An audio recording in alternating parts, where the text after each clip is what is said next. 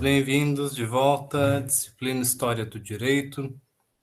Bom dia a todos e todas.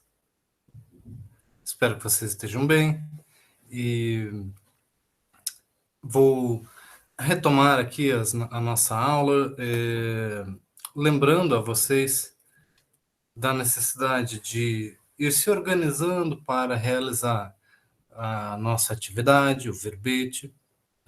Eu já disponibilizei para vocês uma lista de tópicos, temas que vocês poderão explorar. Está na página do nosso curso. E vocês também podem utilizar outros termos, caso tenham interesse em algum outro ponto que não esteja ali naquela lista.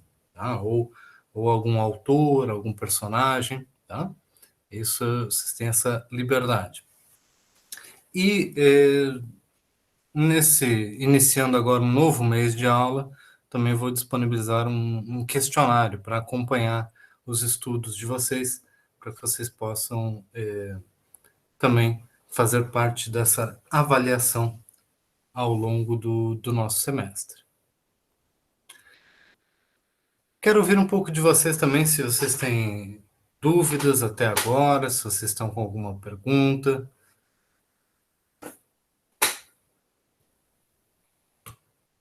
Até para eu poder ouvir um pouco mais. Vamos lá. Tem pessoal entrando. Eu estava até agora participando de um evento sobre a discussão do currículo da Faculdade de Direito, né, do curso de Direito. E então, um evento importante de se acompanhar, eu estava acompanhando antes e ao final da aula eu vou voltar para aquela oficina. Até sugiro que quem tem interesse possa acompanhar também na página da faculdade esse evento, tá? A página da Faculdade de Direito tem um canal no YouTube, justamente para transmitir todos esses encontros, essas atividades. Então, eu também sugiro que vocês acompanhem ali, sigam o canal. Tá? Além disso, também tenho que lembrar a vocês que uma boa parte dos temas sobre direito romano está em aulas que estão disponibilizadas também no YouTube. Então, vocês podem conferir esses materiais anteriores. Tá? E esse semestre a gente está dando um enfoque um pouquinho diferente. Então, pode ser útil para vocês ter uma visão complementar desses assuntos, olhando os vídeos anteriores da matéria.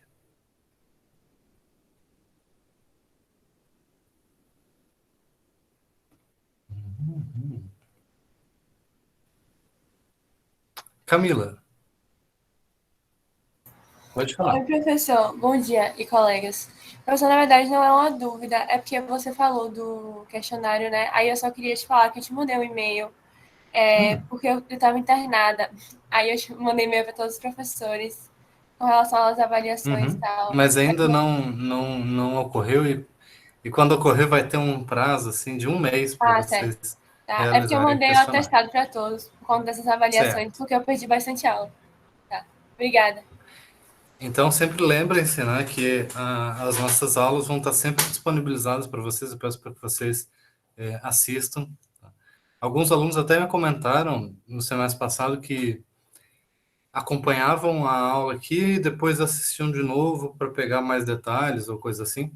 Então, lembre-se de que que essas gravações vão estar aí para serem utilizadas, tá? Rafael. Bom dia, professor. Bom dia, pessoal. Bom Professor, dia. é uma dúvida sobre a matéria, pode ser? Claro. Tem uma aula no YouTube sua, acho que é alguma aula de recepção de direito romano, que o senhor fala sobre. O senhor diz assim, que o direito feudal, né, ele impedia a formação do capitalismo, do mercantilismo, né? O senhor podia explicar melhor isso, por favor? Sim, sim. Essa é uma questão bastante relevante e faz parte de uma das muitas explicações de por que o direito romano ele é recepcionado, ele é incorporado por diferentes sistemas, mas em especial na Europa, no período do final no período da Idade Média e no final da Idade Média também. A primeira coisa que a gente tem que destacar é que, ao contrário do que a gente poderia imaginar pensando na modernidade, nas concepções universalistas de direitos individuais, a ideia de propriedade, como a gente entende na modernidade, em que uma pessoa pode ser o proprietário absoluto de um bem, e ao ser proprietário, ele pode dispor com ampla liberdade sobre esse bem, ele pode vender, ele pode destruir, ele pode dar a outra pessoa, pode alugar, tem muita liberdade no tratar jurídico com esse bem. Esse conceito de liberdade, ou melhor, de liberdade econômica, né? Mas o conceito de propriedade individualista, ele não é um conceito jurídico universal. Não é um conceito jurídico que está presente em todas as sociedades. Mas, é claro, como você pode imaginar, né, ele é um conceito importantíssimo para a formação do sistema econômico capitalista, que não está tanto baseado na propriedade individual de bens, de objetos, mas de meios de produção, né, em larga escala. Por que que o direito medieval podia ser um obstáculo à formação da concentração de propriedade, de meios de produção, né, da formação do capitalismo? Uma das grandes limitações é uma concepção complexa e coletiva de propriedade. Uma concepção não individualista de propriedade. Então, um feudo, lembram das aulas de história? Feudalismo é um governo centrado no feudo. Né? E o que é um feudo? O que são laços feudais? Aqueles laços de suzerania e vassalagem? Quem é que lembra disso nas aulas de história? Quem é que já viu um filme sobre isso ou algo assim? Um feudo, ele geralmente está associado ao governo de um nobre que recebe aquele feudo, muitas vezes por conquista ou por relação com um suzerano ainda mais poderoso, um rei. Né? E aquele nobre, ele se torna um senhor feudal. Ele é o governante, de certa forma, daquele território, em conjunto com o rei, com a igreja. Ele é uma figura importante ali. Agora, o feudo é propriedade absoluta desse indivíduo? Não exatamente. O direito feudal impõe uma série de restrições e obrigações, inclusive, para com o próprio senhor feudal. Ele não pode destruir o feudo, ele não pode alugar o arrendar o feudo como um todo, transferi-lo a outra pessoa, vender. Existem uma série de limitações. Da mesma forma, existem várias outras pessoas e outras corporações existentes no mesmo feudo. Existem os camponeses que estão ali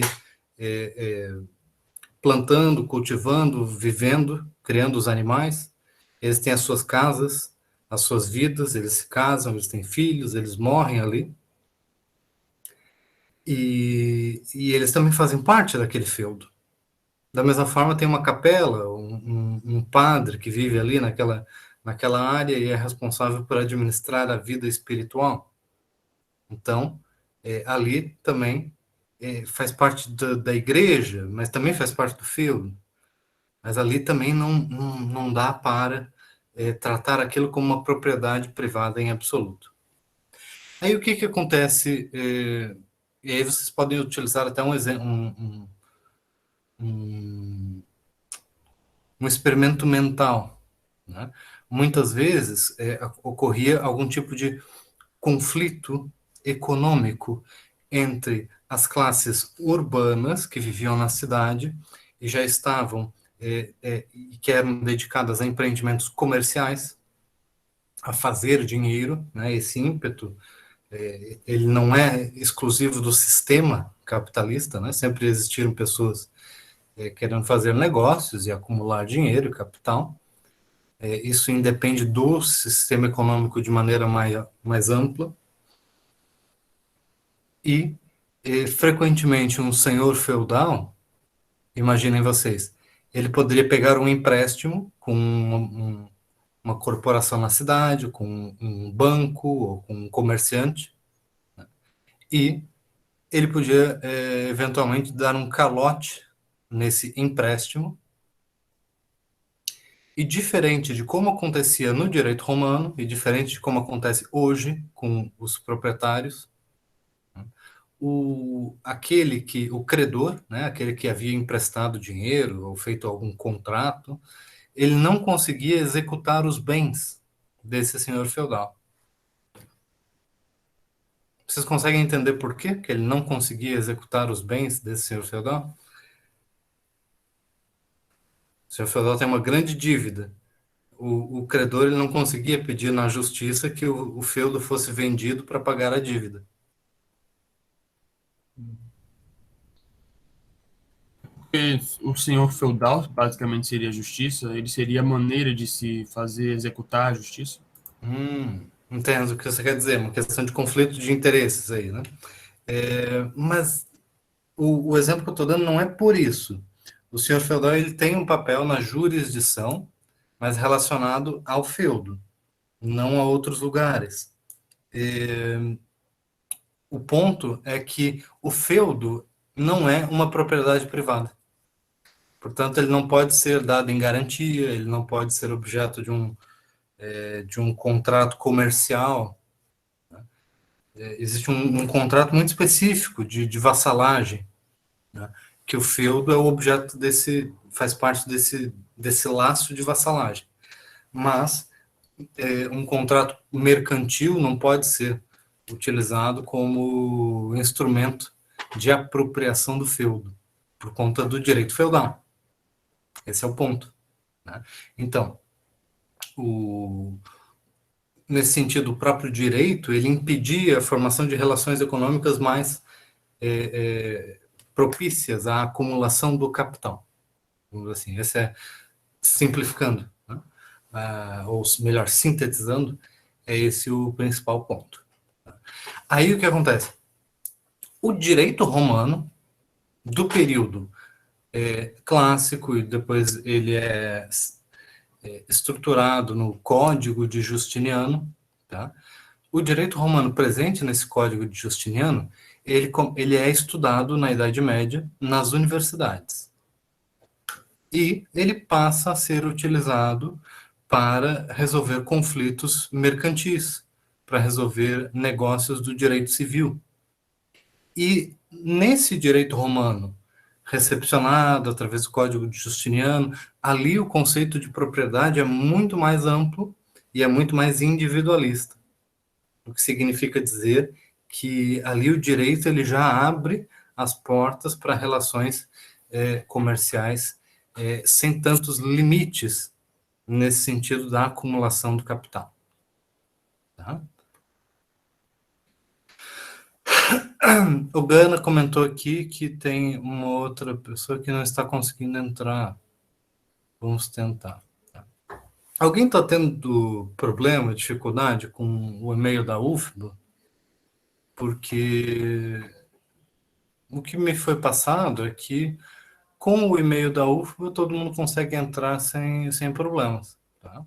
No nosso encontro e aí eu não sei se é porque não está funcionando ou se a pessoa Professor, não consegue utilizar, tá? eu Diga. acho que o e-mail da UFPA, para mim, pelo menos, não funciona no celular, por exemplo. Realmente não funciona, só os outros. No computador, só o da UFPA funciona. Entendi. Ah, bom, pode ser uma questão assim, né? Professor, Mistérios aí da tecnologia. já foi Diga. resolvida porque ela estava usando o link errado. Ah, tá. Legal. Então assim, gente, tentem usar sempre a Rapidinho. página do Avro, né, do Moodle. Návila, pode falar. Professor, uma dica é que o meu e-mail geral cadastrado também é um particular. Só que no aplicativo do Meet eu deixei exclusivamente o e-mail da UFBA. Tem como você tipo, salvar um e-mail no aplicativo. E aí, todas as aulas eu pego, copio o código. Você não consegue direto, só que aí eu copio o código e coloco aqui. Legal.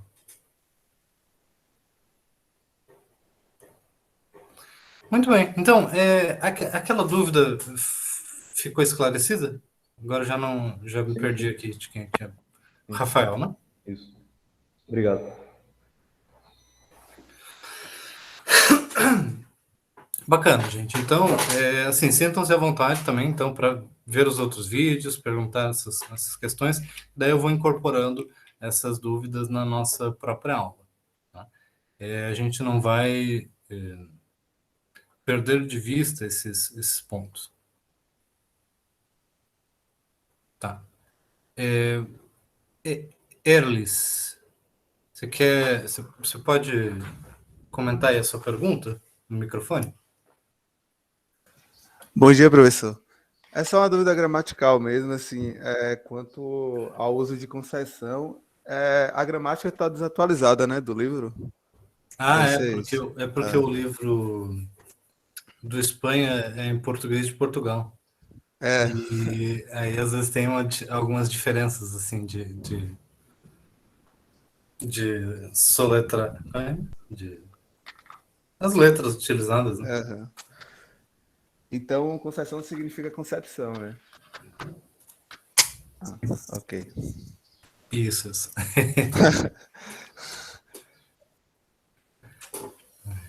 Bom, gente, então, assim, rapidamente para a gente recapitular aqui, né? Ao longo de toda a nossa análise, nós estamos partindo do pressuposto que, para a história do direito, a gente precisa desnaturalizar os conceitos jurídicos. Assim como eu estava falando agora há pouco sobre a concepção de propriedade, eu estava dizendo assim,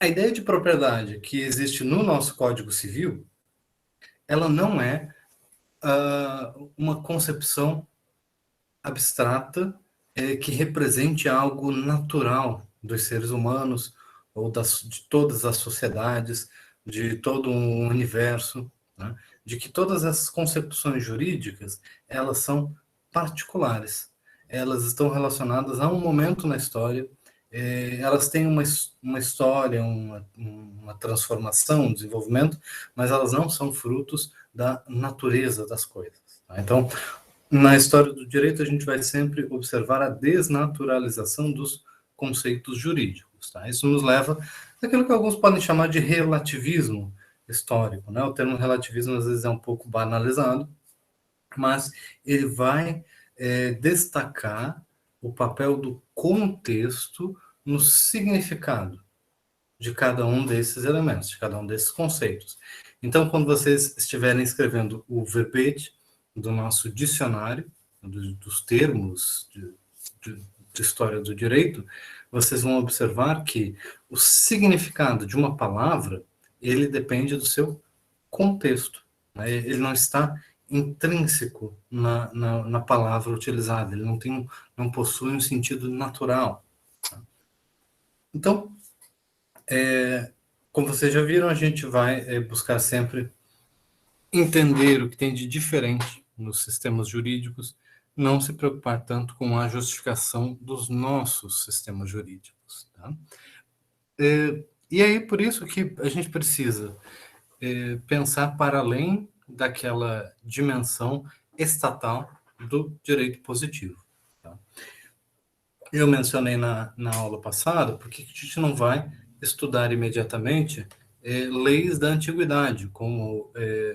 Código de Hammurabi, né? Porque isto é o tipo de análise que se faz quando você tem em mente que o direito ele é centrado na ideia de lei. E aí a gente olha para a antiguidade e tem tão poucas leis, e a coisa que as pessoas intuitivamente fazem, então, é correr para a única lei que eles conhecem, que é o Código de Hammurabi, ou então, Lei das 12 Tábuas. E aí essa busca por leis que possam significar o direito daquela época tem muito mais a ver com a gente hoje do que com o povo daquela época. Tá? Porque é a gente que tem essa enorme preocupação em vincular o direito, que é um fenômeno social complexo, com a ideia de lei. Tá? Isto não era a concepção vigente na maior parte do tempo da história, tá? Da experiência humana. Essa centralidade da lei é um fenômeno mais próximo da nossa sociedade do que das sociedades da antiguidade. E na aula passada eu também destaquei que é muito importante a dimensão não estatal para o fenômeno jurídico. Tá? Então, a existência de um Estado burocratizado, complexo, ela também é uma particularidade, tá, muito mais próxima dos nossos tempos do que dos tempos da Antiguidade ou da Idade Média. Né? Então, nós não podemos somente buscar estruturas estatais para identificar o direito. Nós precisaremos ser capazes de identificar o direito em diferentes sociedades. Tá? A gente também não vai poder buscar uma concepção unitária de direito, né? Que o direito é um sistema fechado, um sistema bem delimitado. Tá? O direito na Antiguidade, na Idade Média, e mesmo na Idade Moderna, em vários contextos, mas ao longo da história do direito, o tipo de direito que a gente vai encontrar é um direito complicado, porque é um direito que se mistura. Se mistura com o quê? Com outras práticas sociais, seja com a moralidade, com a religiosidade, né, com outras dimensões da vida, e na maioria das sociedades que a gente acaba estudando, não existe uma ênfase tão grande na necessidade de especificar o que é o jurídico em relação a outras coisas. Enquanto que na nossa sociedade é muito importante essa separação entre jurídico e moral, entre jurídico e religioso. Porque a gente diz assim, não, tal coisa pode até não ser ilegal, mas é imoral. Ou tal coisa pode até ser moral, mas é ilegal. Essa separação para a sociedade moderna é bastante relevante. Para outras sociedades, nem tanto. Vamos virar aqui. Em relação ao direito romano, nós temos o predomínio do conceito de recepção, né? Como, falando assim, o conceito de recepção pode confundir um pouco. Né? O fenômeno da recepção é um fenômeno recorrente e muito importante para a história do estudo do direito romano. Tá? O direito romano, ele é uma disciplina, até hoje, dos nossos cursos de direito, às vezes como disciplina optativa, né? Então ele ainda faz parte dos estudos do direito contemporâneo, o que é uma coisa estranha, né? Porque, afinal de contas, onde é que estão os romanos? Será que eles estão lá na cidade de Roma? O que aconteceu com os romanos? Alguém sabe?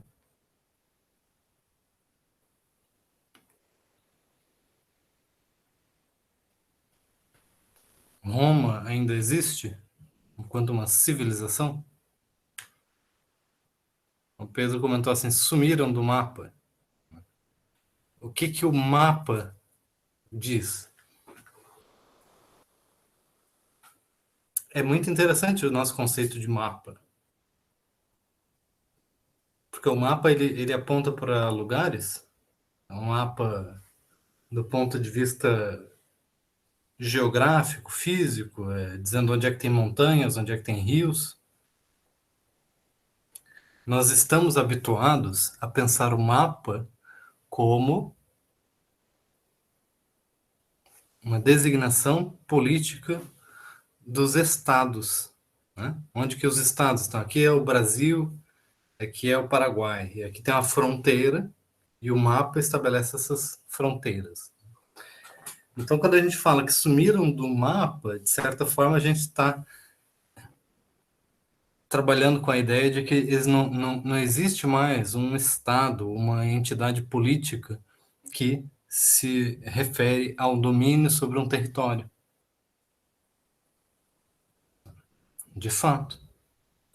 Ainda assim, é possível falar até hoje um direito romano, mesmo não existindo romanos e mesmo não existindo um Estado romano, instituições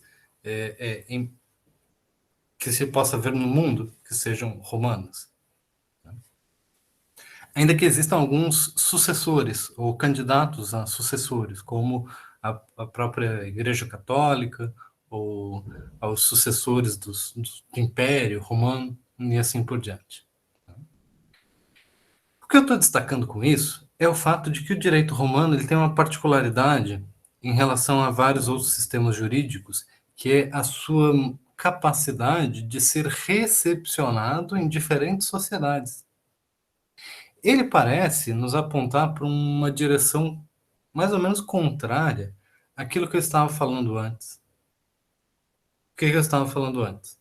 Que os institutos jurídicos eles são particulares, que os conceitos jurídicos eles dependem do seu contexto histórico. Então, eles estão muito vinculados no seu significado à sociedade a qual eles estão inseridos, no seu contexto.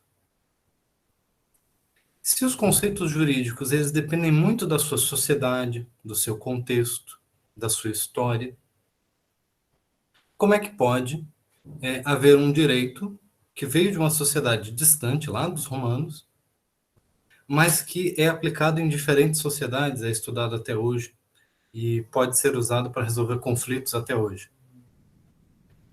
Por isso, muitos dos romanistas, dos estudiosos do direito romano, e daqueles autores e juristas que foram desenvolvendo a ciência moderna do direito,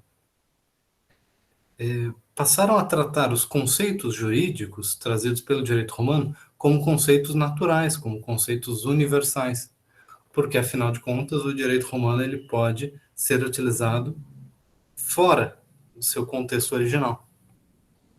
Então, muitos juristas acreditam, até hoje, que o direito romano ele nos dá fórmulas bem-sucedidas para resolver todos os tipos de conflitos, porque ele encontrou algo profundo na natureza humana sobre o que é o direito, sobre como devem ser resolvidos os conflitos entre as pessoas e assim por diante. Bom, do ponto de vista da filosofia do direito, isso pode ser discutido sobre natureza humana, sobre quais são as relações entre conceitos jurídicos e outros elementos mais fundamentais, mas isso a gente não vai estudar aqui. Tá? Do ponto de vista da história do direito, o que a gente deve observar com maior atenção é esse fenômeno recorrente de recepção. Tá? O direito romano, quando a gente fala sobre o direito romano, a gente sempre precisa tentar localizá-lo. Tá? Ele não existe um único direito que em um livrinho a gente consegue exaurir toda essa expressão direito romano. Tá? A gente pode falar do direito romano de uma época muito antiga, lá de quando foi fundada a cidade de Roma, de quando eram estruturadas aquela sociedade mais arcaica. A gente pode falar de um direito romano dos tempos de Júlio César, né, dos tempos da formação do Império Romano. A gente pode falar também do direito romano, que existia lá na parte oriental do Império, que sobreviveu por mais tempo, né? O Império Bizantino. Lá a gente tem também direito romano. E, mesmo com a queda do Império Bizantino, a gente tem o direito romano sendo estudado nas universidades, né, na Europa, mesmo no Império Otomano, que vai conquistar aqueles territórios orientais. Ali também existe a prática do direito romano. E na formação do nosso direito civil atual, né, do século XIX, do século XX, dentro do movimento de codificação do direito civil, muito do direito romano é estudado também e é aplicado na nossa doutrina jurídica. Então, quando a gente fala de direito romano, a gente pode estar falando de qualquer um desses diferentes períodos. É importante que a gente saiba localizar sobre o que a gente está falando. Não existe uma unidade em todos esses períodos, tá? A gente não pode falar que o direito romano é uma coisa só.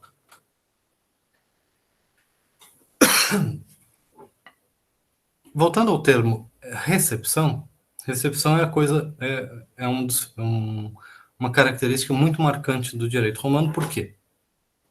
O direito romano ele tem essa característica de ser uma experiência cumulativa, histórica, que incorpora tanto as tradições jurídicas de um povo específico, quanto leis que foram feitas em um momento da história, mas, e essa é a parte mais relevante, incorpora muito da produção doutrinária dos juristas. Tá? Então, o direito romano ele é muito marcado por uma tradição específica, especificamente relacionada ao ensino do direito, à escrita sobre o direito, à discussão sobre o direito, do ponto de vista teórico, técnico.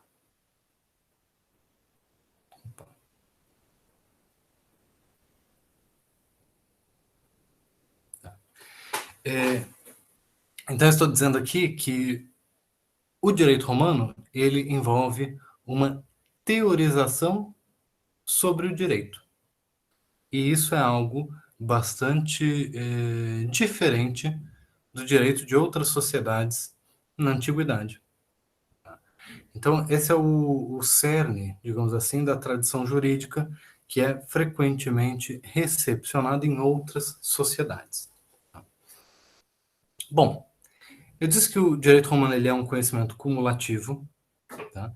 Desenvolvido ao longo de séculos, e boa parte desse conhecimento, quando a gente tem um conhecimento cumulativo baseado em tradição, ele depende da existência de uma sociedade. Tá? Quantas tradições que já existiram, né, nas diferentes sociedades humanas e que se perderam, que a gente nunca vai saber, né? Ou a gente só através da arqueologia ou de alguns estudos a gente consegue inferir, né? Um determinado povo, né? A cultura marajoara tinha determinadas tradições, determinadas práticas funerárias que a gente consegue ver pelas cerâmicas. As tradições, elas podem se perder na história a partir do momento em que uma sociedade deixa de existir daquela forma, né? Que as pessoas deixam de praticá-la.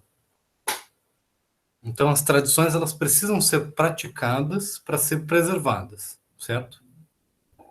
E a maioria dos sistemas jurídicos da antiguidade, da Idade Média, eles eram sistemas baseados em continuidade da tradição.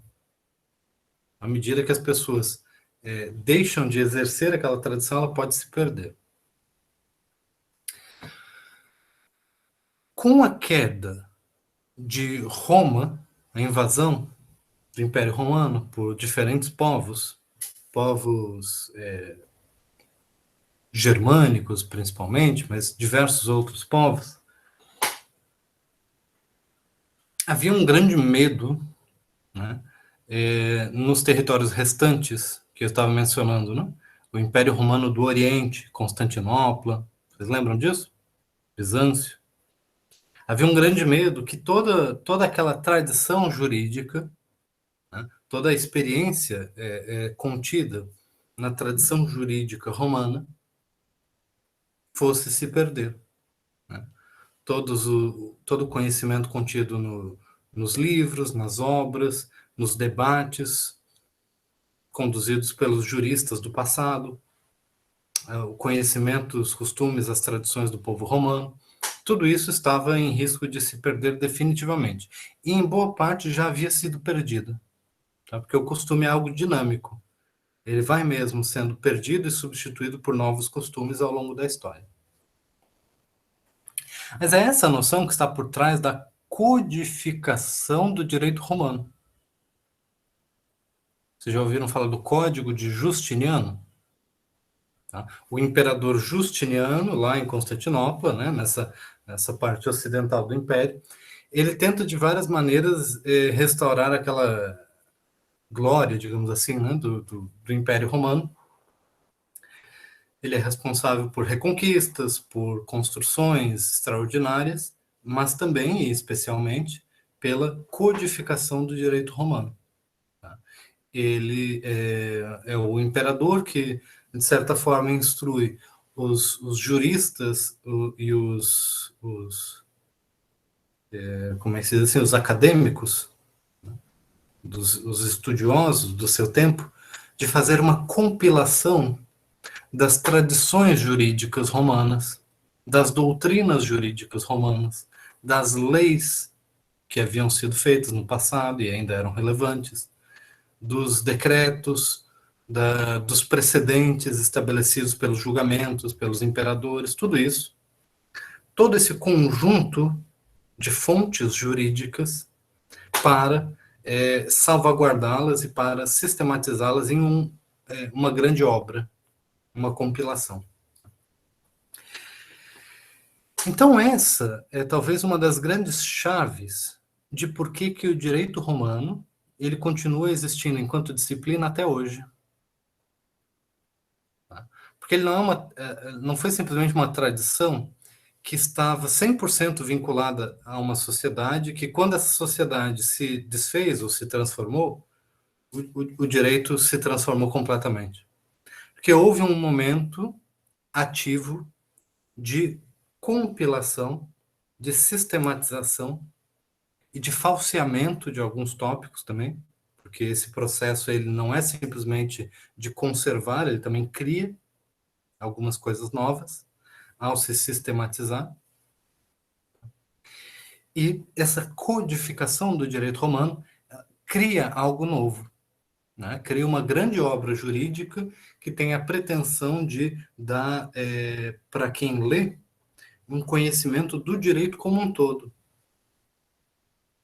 Todas as áreas do direito necessárias para a formação de uma pessoa, mas também para o conhecimento, para que ela vá exercer o direito no sentido prático, vão estar presentes aí nessa codificação do direito promovida pelo imperador Justiniano. Lá por volta de 530 depois de Cristo.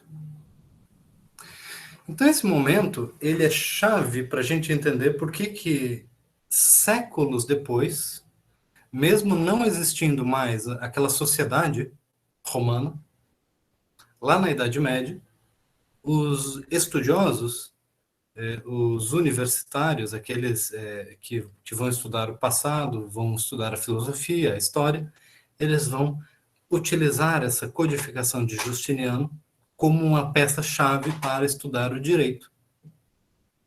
Porque eles têm ali uma obra muito extensa e muito rica, com muito conteúdo, muita discussão doutrinal presente ali de maneira sistematizada sobre o direito, sobre o conhecimento jurídico e como que ele deve ser aplicado. Entenderam? Então, o direito romano, que a gente pensa, quando a gente pensa no direito romano, a gente, mesmo sem perceber, a gente pensa nesse direito que ele é capaz de ser recepcionado por diferentes sociedades. Justamente porque ele foi sintetizado, ele foi estruturado intelectualmente por intelectuais.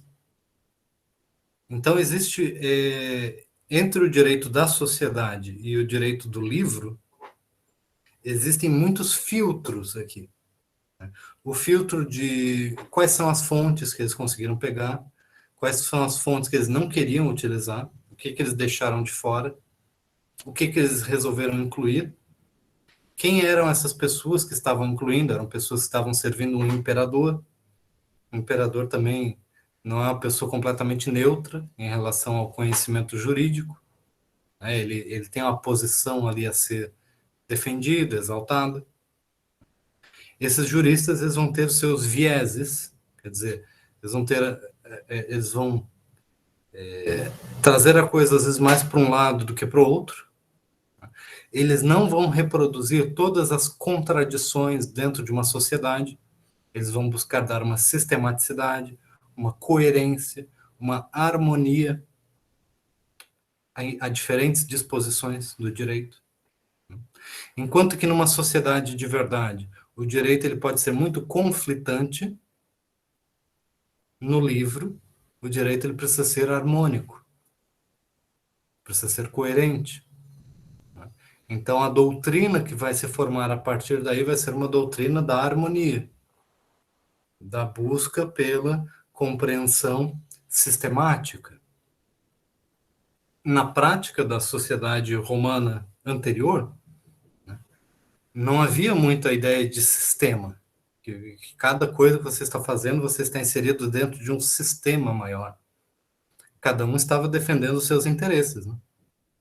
Se uma pessoa era acusada de um crime, ela tinha interesse em se defender.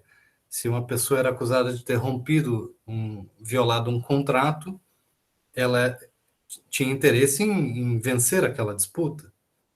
Então, o direito que era produzido ali era um direito baseado em disputas, contradições, conflitos, estratégias, mas tudo isso tem que ficar de fora para que seja possível criar uma codificação coerente do direito.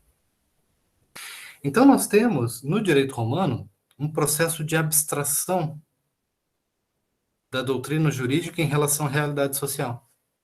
E esse processo de abstração, ele é muito rico intelectualmente, porque ele propicia um estudo mais teórico do direito, mas, ao mesmo tempo, ele afasta o jurista da realidade, da prática do direito, das origens sociais do direito.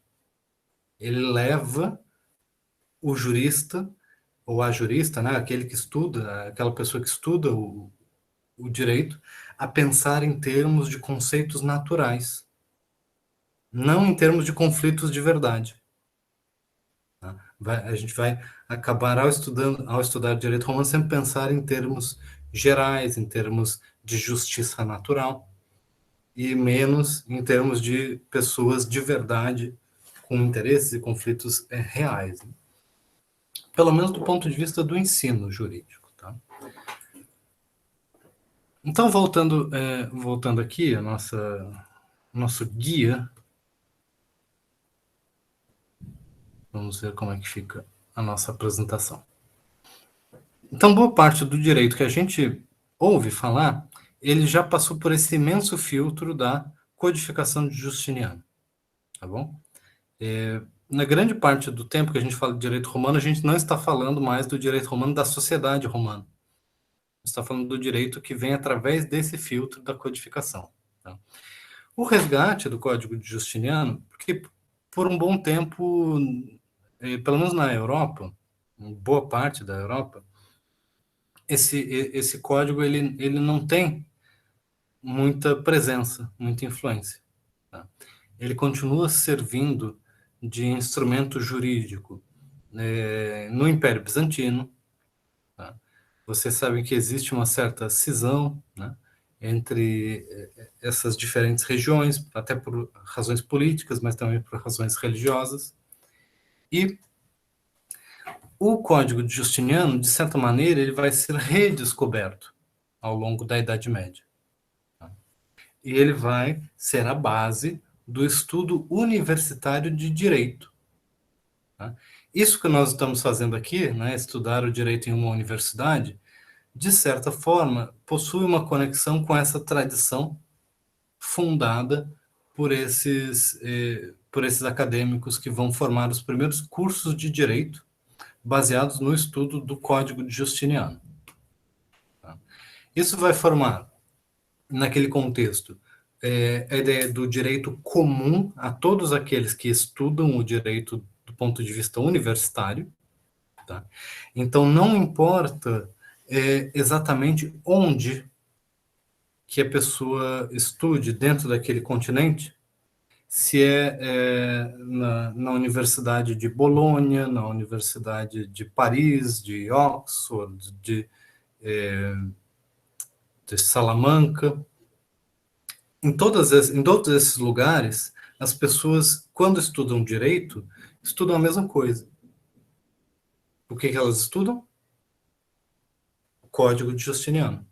E a doutrina desenvolvida pelos juristas medievais para explicar o Código de Justiniano. Tá? Então, essa formação universitária do direito centrada em uma única obra faz com que exista uma cultura jurídica compartilhada em diferentes lugares. Então, a pessoa formada em um país, em um reino, pode ir trabalhar em outro sem nenhum problema, digamos assim, né? Porque a formação é uma formação comum. Afinal de contas, também todos pertencem ao mesmo sistema religioso, né? Então, todos vão também participar do mesmo sistema jurídico. E as relações específicas de um país, de um lugar, elas vão ser parte dos costumes particulares de cada lugar, mas o próprio direito romano, ele reconhece que cada lugar pode ter as suas especificidades. Então, isso não era uma contradição com a formação jurídica. A formação jurídica que as pessoas tinham incluía a possibilidade de que em cada lugar um costume pode predominar sobre as regras gerais. Essa tradição de estudo do direito romano é que vai ser a base teórica do direito civil moderno. Tá? Então, os civilistas, eles eram também os romanistas. Tá? E isso explica até hoje por que a doutrina do direito civil, até pouco tempo atrás, era o cerne da formação jurídica moderna, tá? Antes da emergência do constitucionalismo como área, digamos assim, mais influente do direito, o direito civil, ele, até hoje, né, mas principalmente antes, ele tinha esse caráter proeminente na formação jurídica. Tá? A boa formação, a formação mais complexa, mais ampla, mais profunda, se dava no direito civil. E o direito civil, ele era baseado no direito romano. Tá? Nesse direito romano recepcionado.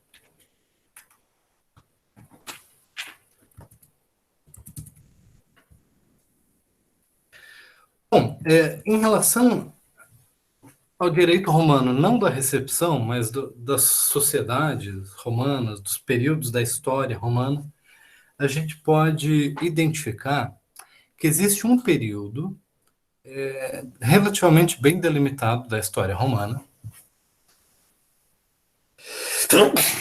Ai, deu uma alergia aqui. Gente, até aqui tudo bem? Vocês entenderam bem o conceito de recepção?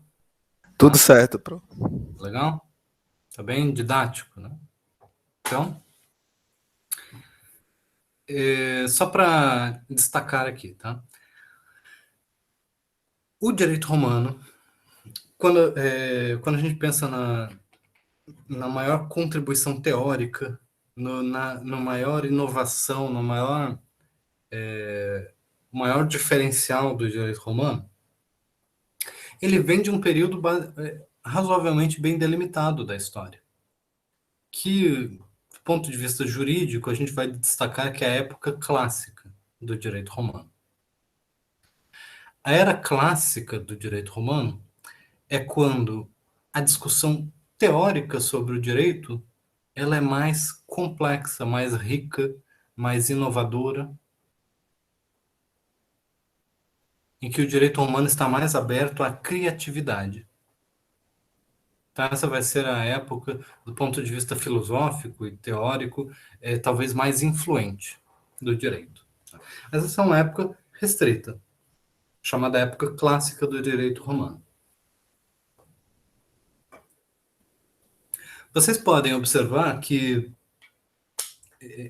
esse período clássico ele nos dá a oportunidade de separar a história em antes e depois desse período.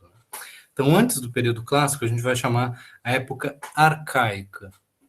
O direito romano arcaico ele vai ser o direito que existe desde a fundação da cidade de Roma, digamos assim, né? Vem do início daquela sociedade até o que seria uma transformação da República Romana, uma transformação jurídica, não tanto política, tá? Que ocorre após a vitória de Roma sobre o seu maior rival, perdão, gente, sobre o seu maior rival à época, que era Cartago, né? Lembram dessas histórias, né? Então, Roma vai se tornar uma república mais complexa, composta por diferentes grupos sociais, de diferentes origens. Isso vai impulsionar a formação de um direito romano mais complexo, mais aberto a soluções criativas para solução de conflitos. E isso vai fazer parte da formação da época clássica. E a época pós-clássica, ela se dá no Império Romano, já num período de decadência, não necessariamente decadência no sentido político, imperial, das conquistas, mas decadência da doutrina, no sentido da possibilidade do direito ser inovado. É um período muito preocupado, o período pós-clássico, com a manutenção da tradição, com a estabilização do direito, justamente para evitar que o direito seja perdido ou que o direito fuja do controle, digamos assim, seja completamente imprevisível. Então, a época clássica é a época que existe maior criatividade, maior transformação do direito, portanto, ele também é menos previsível. É mais criativo, mas menos previsível. E a época pós-clássica é uma época mais preocupada com a estabilização do direito. Vamos passar aqui mais uma vez. Tá, aqui a gente tem bastante coisa para falar. Eu separei aqui um conjunto de tópicos relevantes para a gente entender o que é o direito romano arcaico. Tá?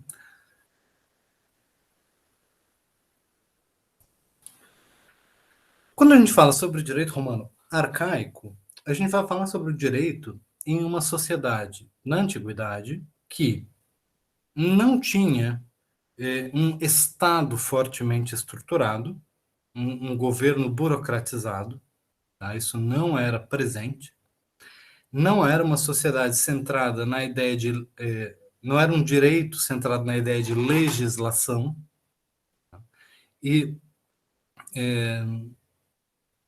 era uma sociedade muito focada na esfera doméstica, familiar. Não era uma sociedade em que o direito era pensado de maneira separada da religiosidade, dos costumes ou da tradição. Então, o direito romano arcaico ele tem vários elementos que são típicos de diversas outras sociedades da antiguidade. O que eu quero dizer com isso? Portanto, que o direito romano arcaico ele não era especial, digamos assim, né, do ponto de vista geral dessas definições.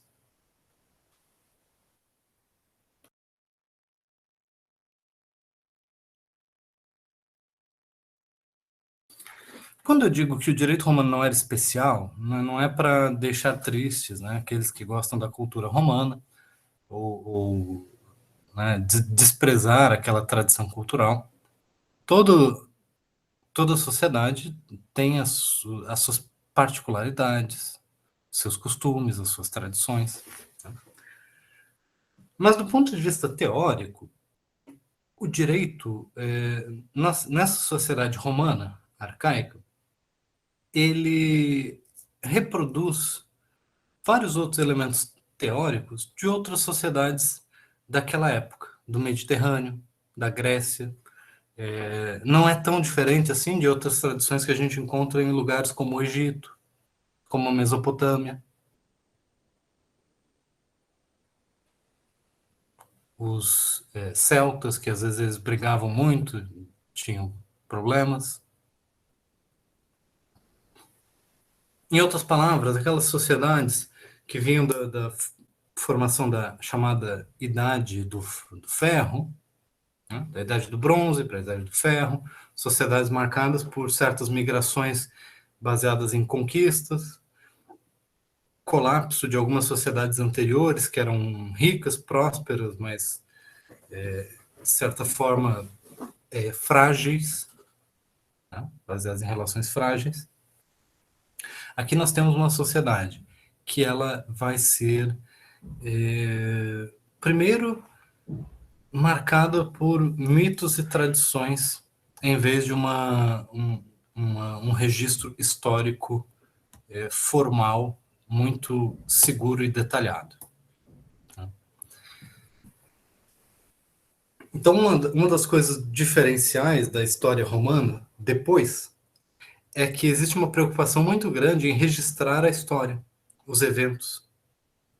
Existem historiadores romanos que se dedicam a registrar os fatos, em especial, né, detalhar os acontecimentos de ano a ano. Existe a tradição dos anais em Roma, mas se detalhar o que aconteceu, todos os eventos importantes naquele ano, se deu uma praga na colheita, se deu uma enchente, se aconteceu um desastre. Os anais de Roma eram cheios de desgraça, porque eles acreditavam que era importante registrar essas situações para entender se os deuses haviam sido ofendidos naquele ano e, portanto, eles estavam sendo punidos ou algo assim.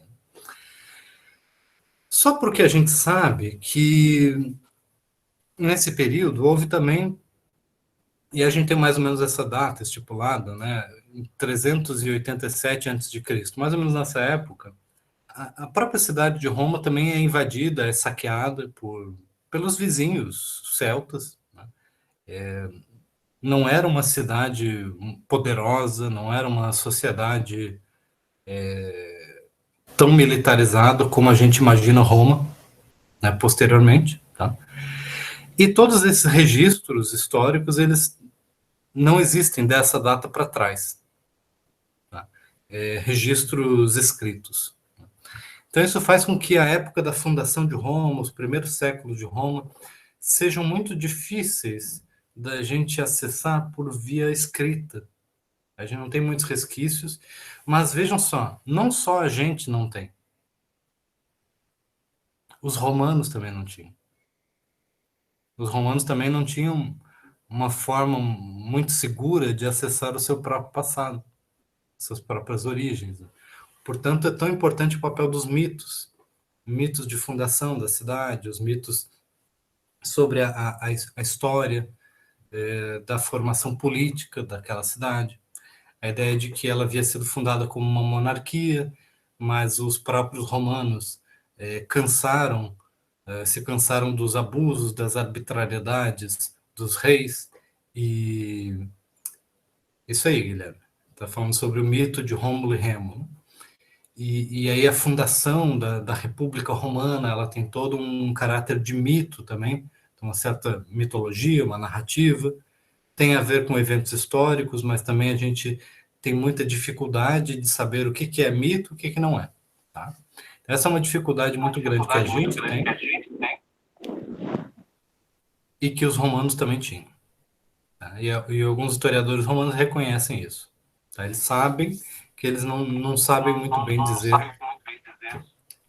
se Rômulo, Remo, se essas coisas existiam ou não. Deixa eu só... Pronto. Então, o que a gente tem do ponto de vista das características principais dessa sociedade é que a sua história é marcada por narrativas, mitos,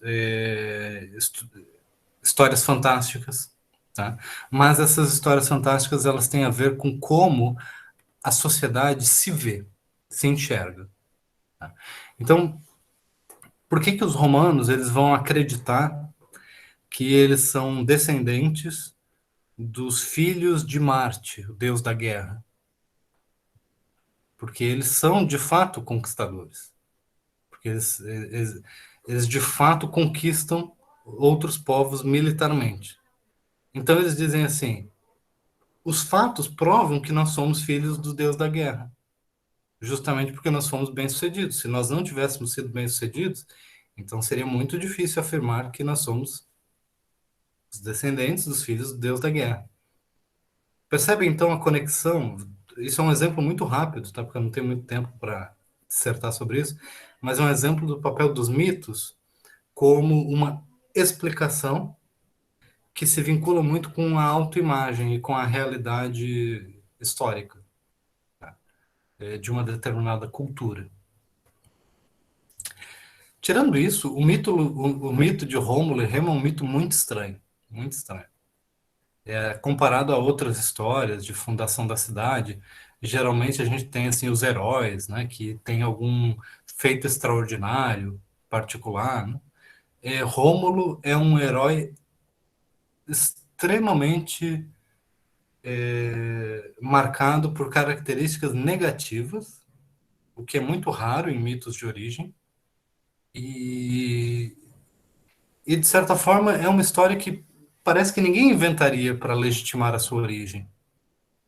Né? Quem é que ia inventar que é descendente de alguém que, primeiro fato conhecido, matou o irmão.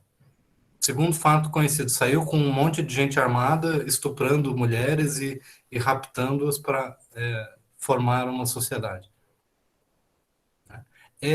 Até hoje, os estudiosos, né, desse período clássico discutem assim, a origem desse tipo de... Foi criado por uma loba, quer dizer, né, tem essa origem selvagem. É realmente uma mitologia muito estranha, né? Mas, ao mesmo tempo, tem várias conexões com outras, né? Como o fato de ser profetizado que, enquanto bebezinho, já devia morrer, mas daí é abandonado, aí é cuidado, deixado à deriva e tal. Enfim, tem vários paralelos com outras mitologias também, né?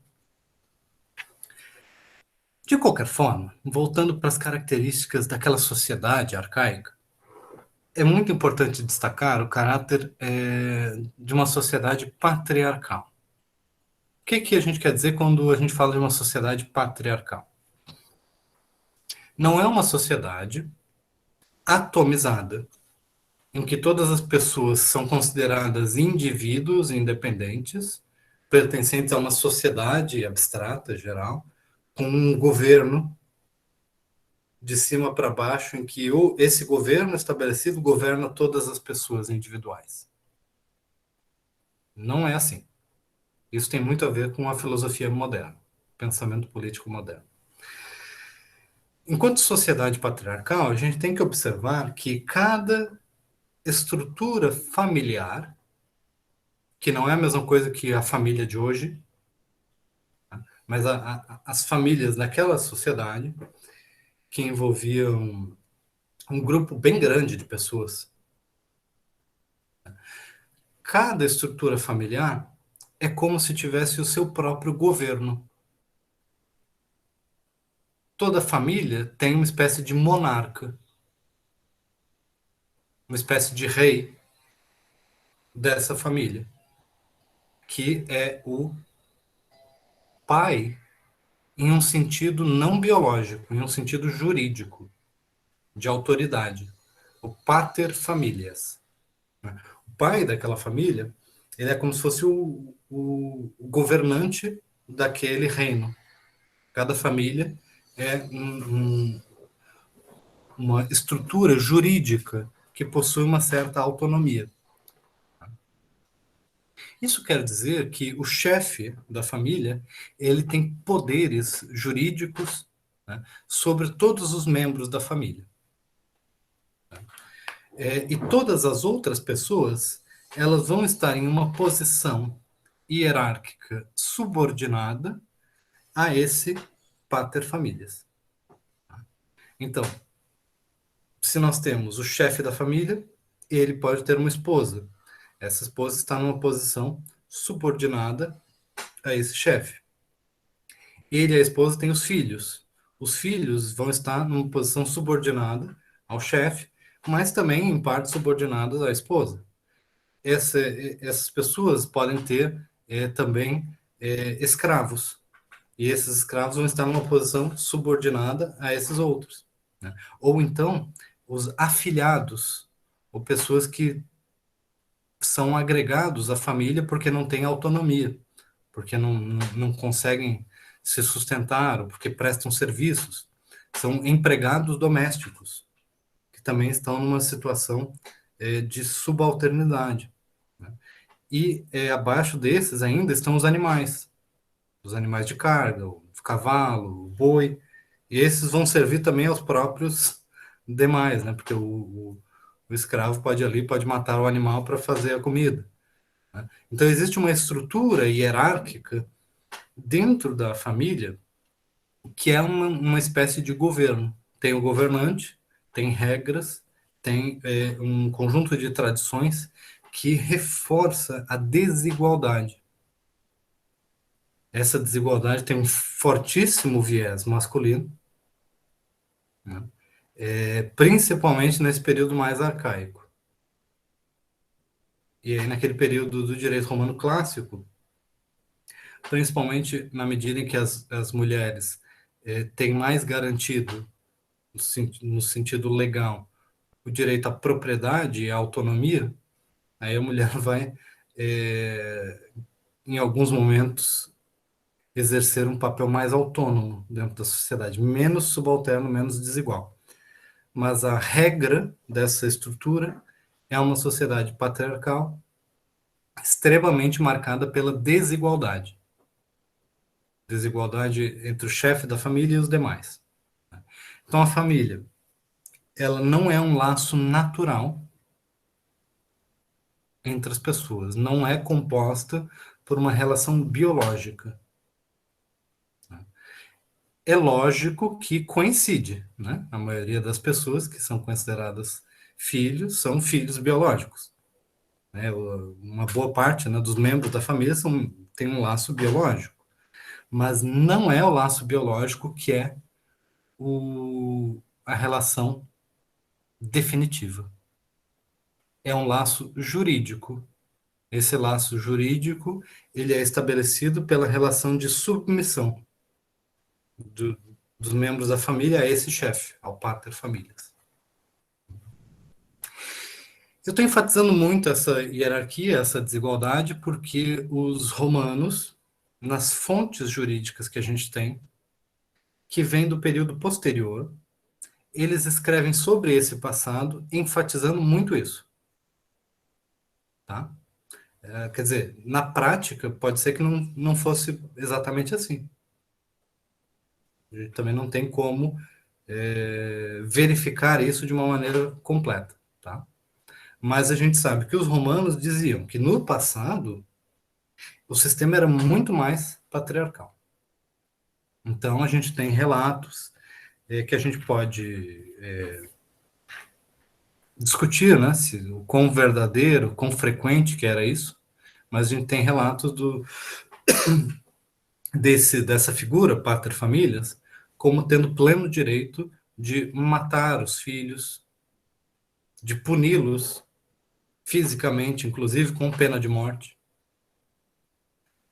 de determinar, né, quais filhos são legítimos e quais não são legítimos, e com os filhos não legítimos pode completamente descartá-los, né, excluí-los do laço familiar, ou então mesmo adultos, mas expulsando-os da família, ou então incorporando novas pessoas à família.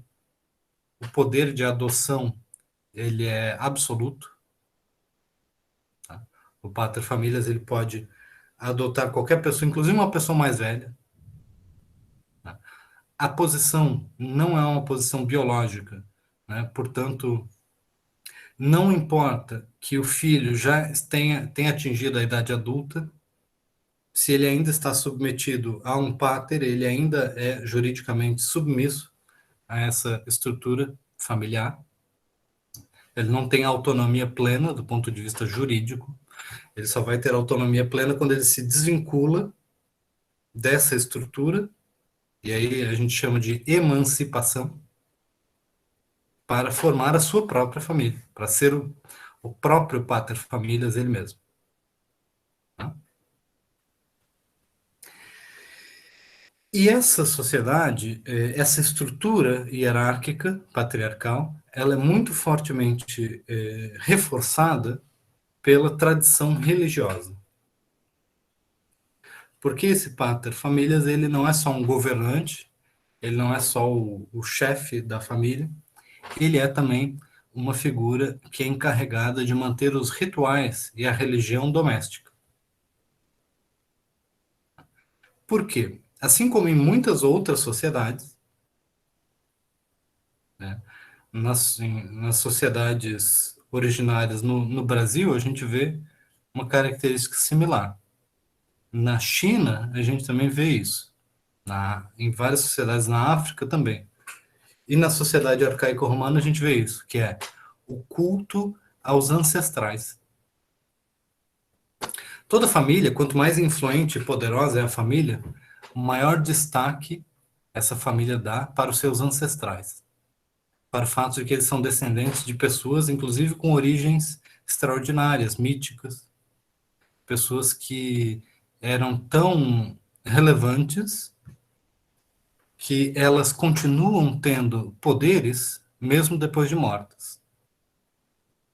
E o fato de que os ancestrais continuam tendo poderes mesmo depois de mortos implica que esses ancestrais eles podem tanto trazer coisas boas para a família, proteção, respeito, bênçãos, mas eles também podem ficar indignados e ofendidos se eles não forem bem tratados depois de mortos. Podem trazer maldição, podem trazer consequências negativas caso eles sejam ofendidos. Então, uma boa parte da religião arcaica romana tem a ver com a manutenção do culto aos ancestrais, os rituais funerários dos mais velhos. Não só dos mais velhos, né, mas os rituais funerários eles são extremamente importantes, mas eles não se encerram no momento do enterro ou da cremação. Eles criam um vínculo jurídico, um dever jurídico contínuo de se manter a proteção desses ancestrais. Tá? Então, se os ancestrais se vinculam, são enterrados, é criado como é que chama isso? Uma tumba? Um cemitério dos ancestrais de uma família num terreno, essa família vai ter o dever jurídico e o dever religioso de manter aquela propriedade, aquele terreno, dentro da família, protegido ao longo das gerações. Então aí nós vemos um conceito de propriedade que vai surgindo, que é muito específico dessa época, que é uma relação da família com a terra. Então a religião romana, ela reforça o laço jurídico da família com o que a gente poderia dizer assim, a propriedade. Geralmente é uma propriedade rural, né, porque é uma sociedade agrária. mas é um vínculo jurídico que é um vínculo jurídico muito duro, que faz com que a família, ao mesmo tempo que seja proprietária, digamos assim, ela não possa vender para outra pessoa essa terra. Não pode fazer um contrato e simplesmente passar para o outro a troco de dinheiro, justamente porque isso incorreria o risco de ofender os ancestrais. Conseguem entender como que o direito e a religião se misturam aqui? O Daniel, você pode comentar?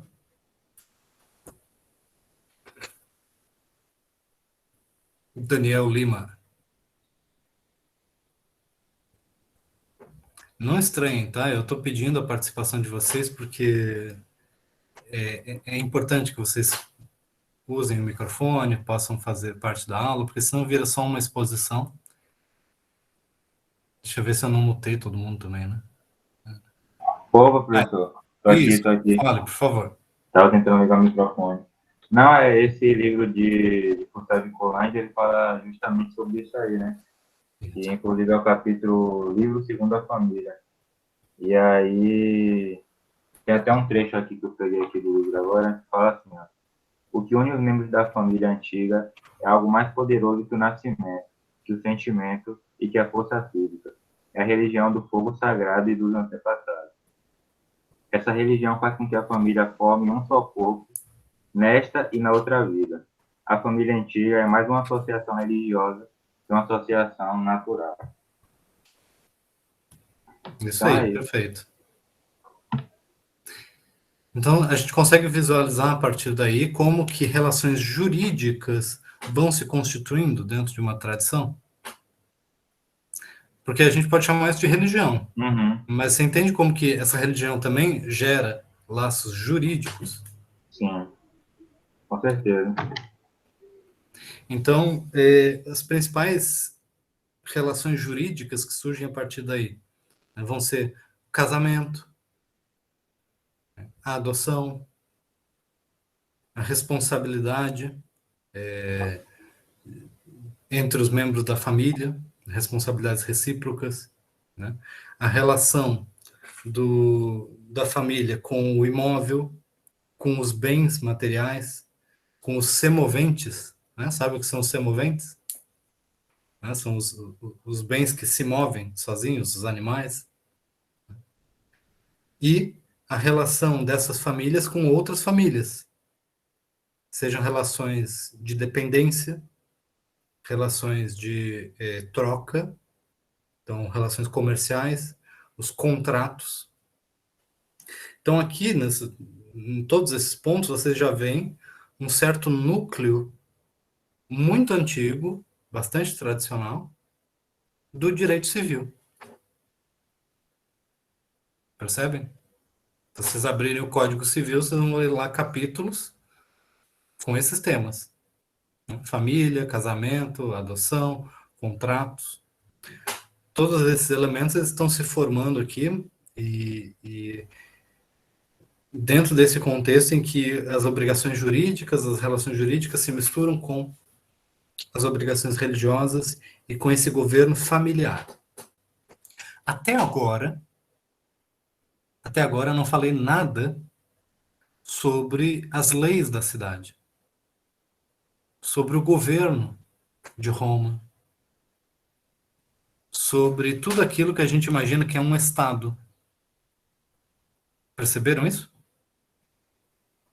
E ao mesmo tempo que eu não falei nada sobre lei, sobre governo, sobre Estado, eu falei muito sobre direito. É um direito que está se formando. Tá? Então isso é muito importante que vocês entendam. Tá? Está se formando uma cultura jurídica, uma tradição jurídica, um conjunto de noções relacionadas a obrigações, a relações entre pessoas, que não está intermediada tanto pela esfera que a gente tradicionalmente chama de político.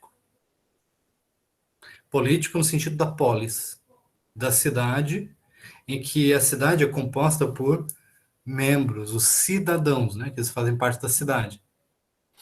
Se eu perguntar para vocês quem são os cidadãos, né, de Roma, os cidadãos plenos, eles são os chefes das famílias. Então, a política da cidade, do governo, ela se dá num outro âmbito. Dentro da estrutura familiar, nós temos um governo próprio. E acima disso, mas não no sentido hierárquico, mas em uma outra esfera, está a relação entre as famílias. E aí nós vamos ter outros elementos, tá? Vamos lá, Rafael. Eu ia pedir para o senhor comentar mais a respeito da esfera do direito público, né? Porque parece que no direito privado, não sei se dá para utilizar essa terminologia, se ela é anacrônica, mas na esfera do direito privado, parece que a mores romana, né? A ética e a moral, elas são um só. Mas no direito público, como é que isso fica? Justamente nessa relação entre as famílias, né? No governo público mesmo. Isso, então esse é um grande desafio de conseguir identificar, separar o que seria o direito público e o direito privado. Tá? Essa separação, do ponto de vista terminológico, ela é sugerida pelos juristas romanos. Tá? Os juristas romanos lá do período clássico e também do período pós-clássico, eles usam esse vocabulário de distinguir o direito privado do direito público. Ainda assim, é muito difícil de identificar a autonomia do direito público nessa época, como uma disciplina, como uma área completamente separada. Né? Essa separação disciplinar do direito público e do direito privado, ela é mais relevante na modernidade do que na época romana. Né? Porque do século XVIII para o século XIX, a gente vai ver a formação de doutrinas especificamente voltadas para a relação estatal, né, do Estado com os cidadãos. Então, até hoje, a gente aceita que o Estado faça coisas que a gente não aceitaria que um indivíduo, uma pessoa privada, fizesse. Tá? Tem toda uma área do direito que é específica, digamos assim, das relações estatais. Né? Agora, para esse período, tá? O que a gente pode apontar é que existe, sim, uma diferença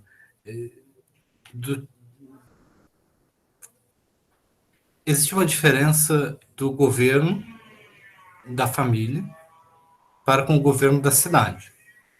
Tá? As monarquias frequentemente reproduzem ou fazem uma analogia da estrutura familiar com a estrutura política. Quer dizer assim, da mesma maneira como a família tem um chefe, uma espécie de monarca, muitos reinos, tanto da antiguidade, mas até reinos modernos, como o reino de Portugal, na época da expansão portuguesa, frequentemente se utilizava a metáfora do rei como pai, do rei como chefe da família, e o reino como uma família. Então, essa vinculação, essa analogia, também é muito presente. Tá? Só que em Roma, assim como em outras cidades, como Atenas, existe uma história daquilo que a gente pode chamar do republicanismo. Da ideia de que o governo da cidade ele tem que ser diferente do governo da família. Não é a mesma coisa. E por que não é a mesma coisa? Porque os chefes das famílias, eles são acostumados a ter uma posição hierárquica superior aos demais e possuir uma autonomia. Então, na família dele, ninguém interfere. Ele é a autoridade máxima, digamos assim. Então, no âmbito da política, a cidade vai ser governada por pessoas que têm anteriormente essa autonomia. Então, a polis, ou a cidade, vai ser um lugar em que os cidadãos eles vão ser iguais entre si. Não necessariamente do ponto de vista material, tá? Do poder político, ou do poder econômico, ou do poder social, porque existem famílias que são mais poderosas do que outras. Né? Existem indivíduos que são mais ricos, que são mais poderosos, mas, do ponto de vista das relações jurídicas, lembre-se que dentro da família, a regra é a desigualdade. certo? Então, numa república, a regra será a isonomia. Isonomia significa igualdade no sentido da relação jurídica, não igualdade no sentido material amplo. Igualdade no sentido da relação jurídica, de que as normas elas são aplicadas a todos de maneira indistinta. Então, isso significa uma autonomia do indivíduo dentro de uma coletividade. Quer dizer assim, que o governo da família pode ser arbitrário. Pode ser arbitrário porque ele é baseado numa desigualdade. Porque o chefe da família, ele pode impor a sua vontade para com os demais membros. Isso é considerado natural por conta da desigualdade. Mas, se o governo da cidade vai ser baseado na isonomia, então ele não pode ser completamente arbitrário. Então, daí vai surgir uma diferença importante, tá? Na estrutura política, principalmente quando a gente entende a ideia de república. Por outro lado, a própria cidade ela vai se governar por tradições religiosas, por costumes, tá? O governo da cidade não deve contrariar os costumes estabelecidos e a religião estabelecida. Porém, o governo da cidade, justamente porque ele tem que estabelecer regras para diferentes pessoas que têm o mesmo status, ou então se relacionar com outros povos, né? Ele vai ter instrumentos diferentes. E na cidade vai surgir a ideia da lei, a lex, né? o instrumento jurídico que é válido para todos. Todos os cidadãos, né? Estamos falando aqui, deixando em segundo plano todos aqueles que estão dentro da família numa posição subalterna. Tá?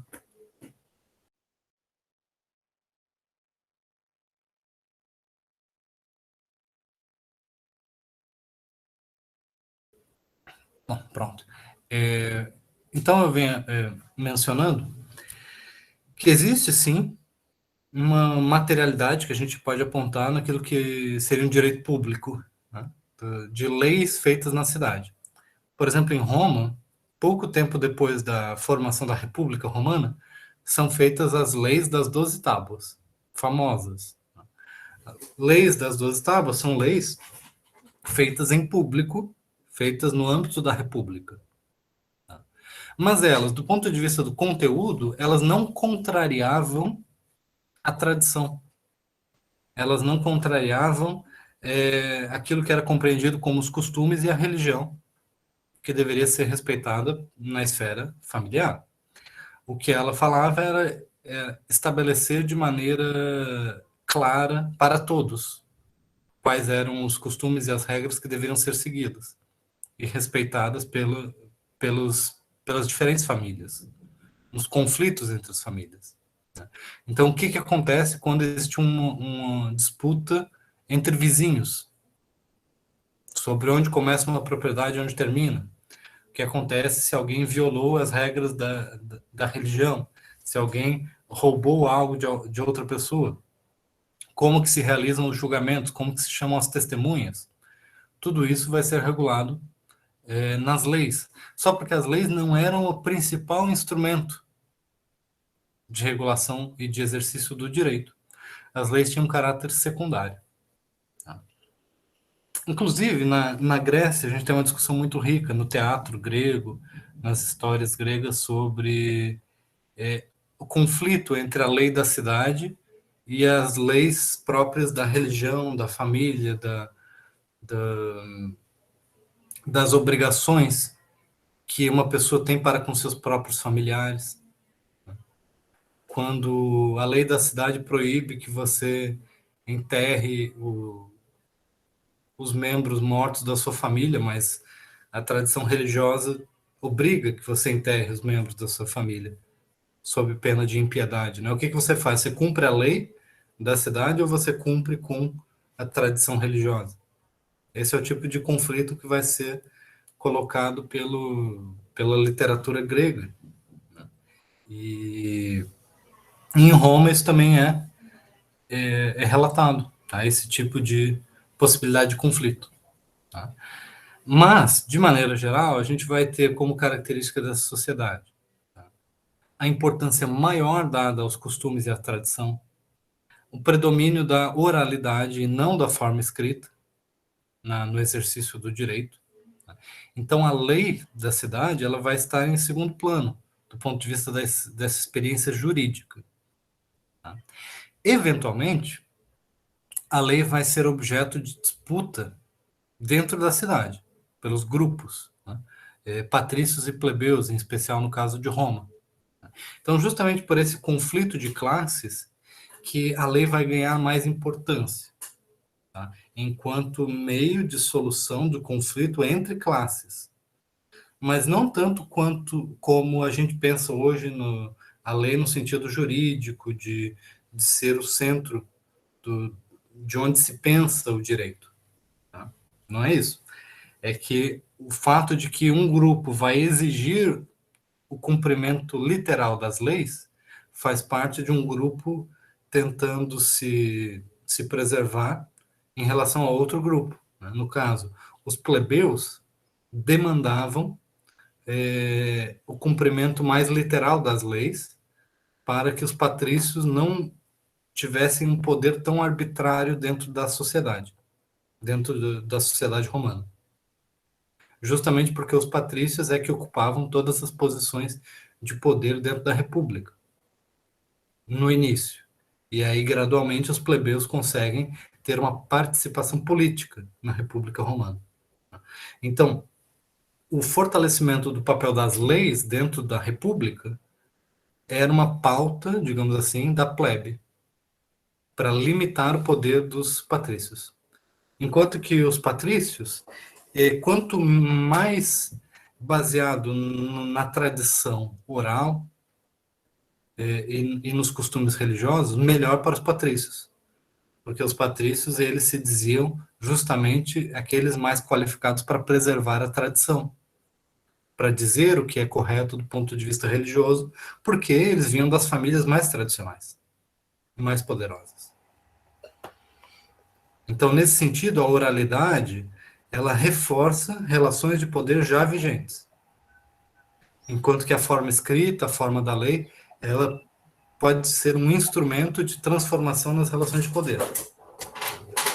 Mas, esse instrumento de transformação das relações de poder, ele não é o eixo central pelo qual o direito se dá. Ele é muito mais o resultado desses conflitos políticos. Ele não é a lei, ela. É muito mais o resultado desses conflitos e dessas acomodações políticas. Por último, eu quero destacar aqui essa diferença entre as palavras que são usadas nesse contexto. Tá? Ius, faz e mos. São 3 termos importantes para o direito que... Deixa eu desativar aqui o microfone. São 3 termos importantes para o direito e que eles só vão se diferenciar com o surgimento de uma reflexão mais profunda sobre a doutrina do direito. Tá? Ius é a palavra que está na raiz, né, o radical, dos termos justiça e dá origem a toda essa discussão sobre a doutrina da justiça ou como o direito justo. Direito como aquilo que é baseado na ideia de justiça. Essa concepção ela é muito... Larissa, você quer comentar alguma coisa? Não, professor, desculpa, eu liguei sem querer. Ah, tá. Tudo bem. Então, ius é a palavra que nos dá a origem de toda a discussão sobre justiça. Tá? Existe um debate entre os historiadores se no período arcaico era possível diferenciar o que era considerado justo daquilo que era considerado sacro, daquilo que era considerado aceitável e certo dentro da religião. Então, essa separação entre direito e religião, a gente, de certa forma, imagina que não existia de maneira clara nesse contexto. Por que a gente imagina isso? Porque depois os juristas romanos vão começar a enfatizar essa distinção. E aí eles sugerem que antes isso não era feito, entendendo? Como que a gente, de certa forma, vai reconstruindo esse passado. Tá? Então não é que a gente sabe com certeza que era assim ou era diferente, tá? Mas a gente, de certa forma, reconstrói esse passado através do que é relatado posteriormente. Tá? Faz já é um conceito que remete a esse caráter sacro, ao que é certo do ponto de vista religioso. Faz já não é um radical muito presente no nosso vocabulário, né? Mas a sua negação é. Tá? Então, até hoje a gente fala de algo que é nefasto. Já ouviram essa expressão? O ne, né? Nec, tem esse sentido de negação.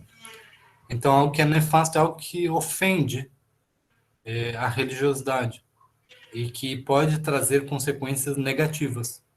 Então, aí a gente já vê também que a relação da religião não era somente de piedade, como, eu quero ir para o céu, ou coisas assim. Era, se você não fizesse a coisa certa no sentido religioso, coisas terríveis acontecem com você.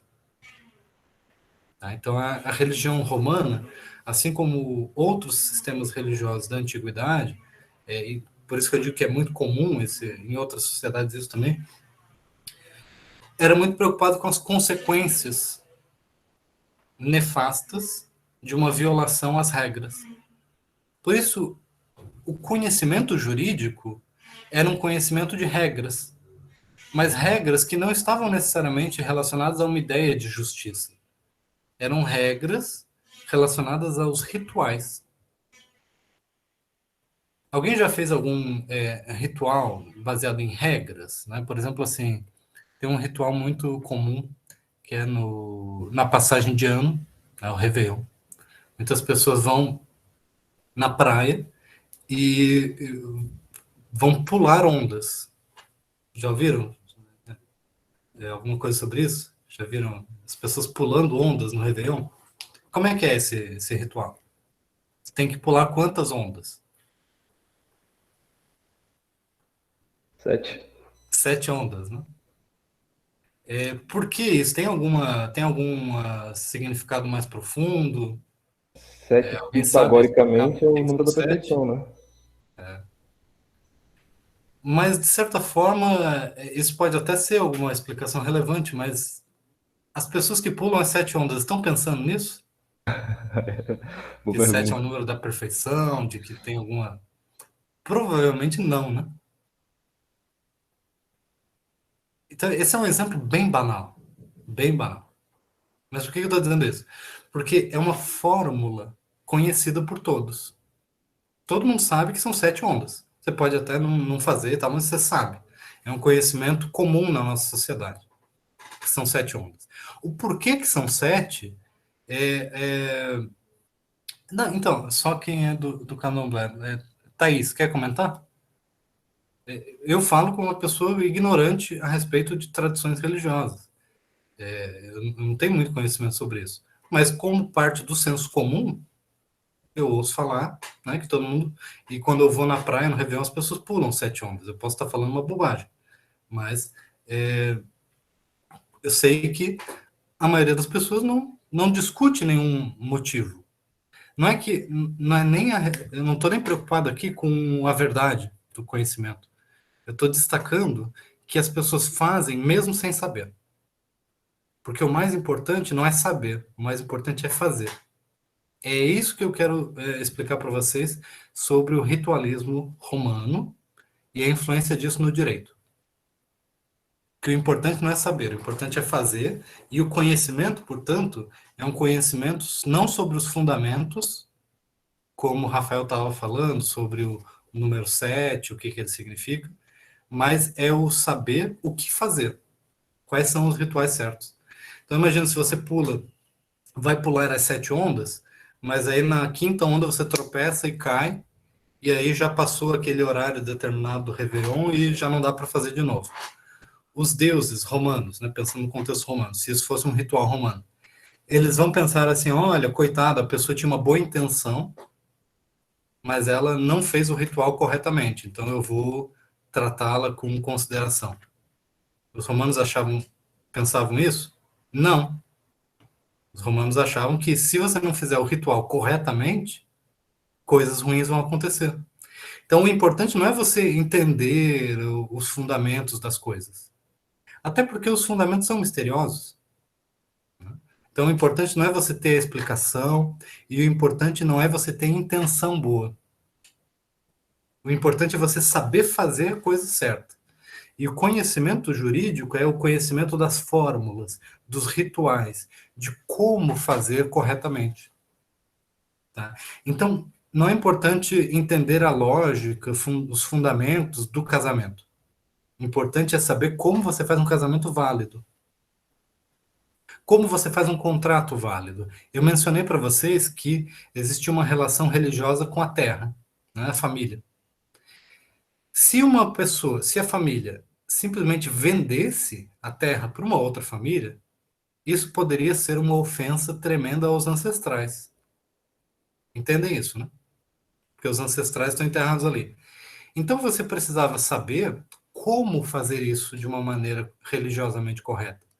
Que tipo de ritual você faz para tirar os ancestrais daquela terra e fazer com que eles não fiquem ofendidos pelo fato de que você está vendendo aquela terra para ir para a cidade.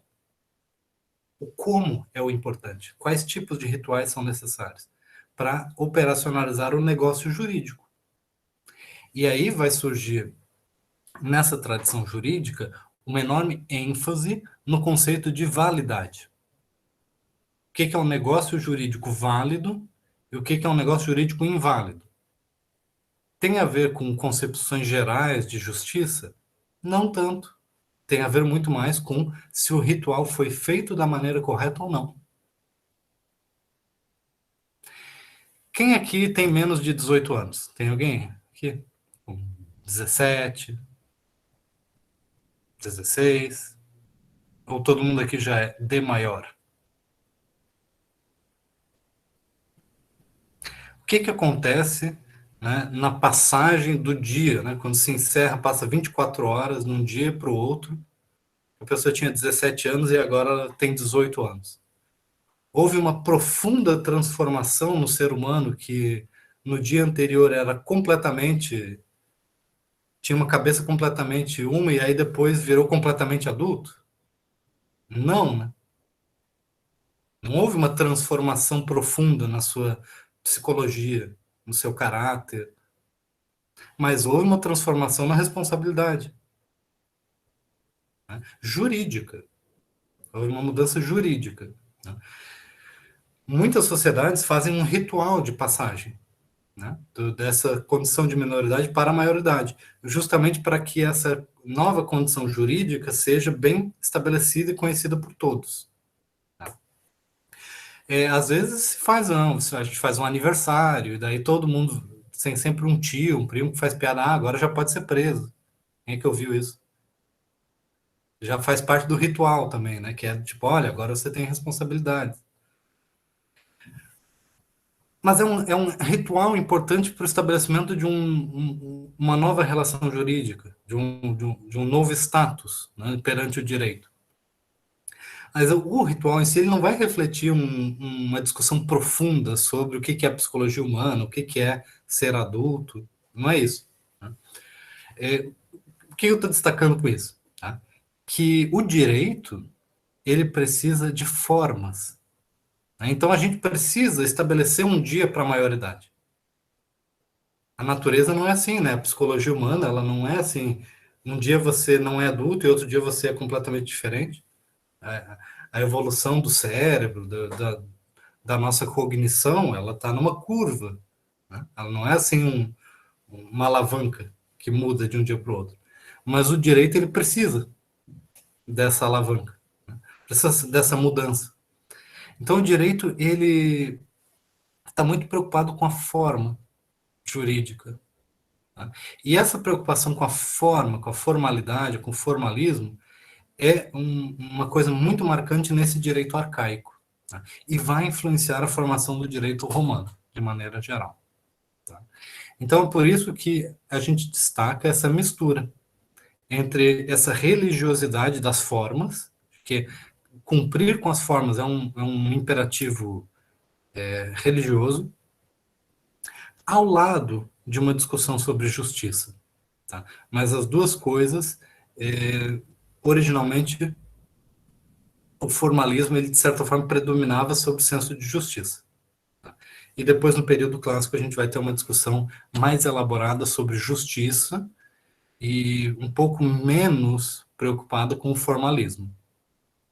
Tá? Mas, ao longo de toda a história do direito romano, a discussão sobre justiça e o formalismo vão ser dois elementos que vão fazer parte dessa discussão intelectual. Tá? E não é por acaso, aí parênteses só para concluir, né? Até hoje, vocês vão encontrar juristas que são mais preocupados com o formalismo como uma garantia. No direito penal isso é muito relevante. Pessoas que dizem que o sistema jurídico penal deve ser garantista, deve se preocupar com as formas, e se a formalidade não foi cumprida, tem que excluir aquelas provas, tem que anular o processo penal, tem que anular a condenação criminal. E aí já existem outros que pensam que certas aspirações de justiça podem sobrepujar as formas jurídicas, o formalismo. Então isso é uma discussão que não é estranha à nossa realidade jurídica atual. Tá? Mas ela tem raízes profundas nessa experiência jurídica, mesmo de uma sociedade muito distante, como a romana. Tá? Como eu mencionei, tá? Essa sociedade romana não era muito diferente de outras. Então a gente poderia estar estudando outras sociedades com mais ou menos essas mesmas características. Tá?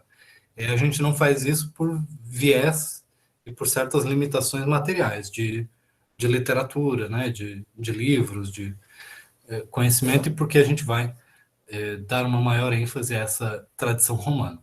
Tá? Mas a história do direito nos abre as portas para estudar diferentes sociedades. Muito bem, ficaram muitas dúvidas sobre essa aula, muitas perguntas. Aproveitem aí para questionar antes da gente encerrar. Quero convidar a todos para participar de um curso que a gente vai ministrar na semana que vem, tá? Sobre história do direito, história dos conceitos jurídicos. Tá?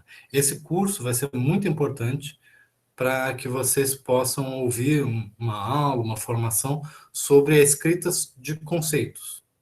Então, vai ser muito importante para vocês realizarem a avaliação do nosso semestre. Então, eu peço para que todos vocês participem. Semana que vem eu vou dar mais detalhes ao longo dessa semana. Vai ser às 5 da tarde, na próxima quarta-feira. Então, um horário diferente para a gente poder ter conteúdos extracurriculares que possam nos auxiliar, né, na formação de vocês. Tá bom? Então, até semana que vem. Um abraço a todos e até mais.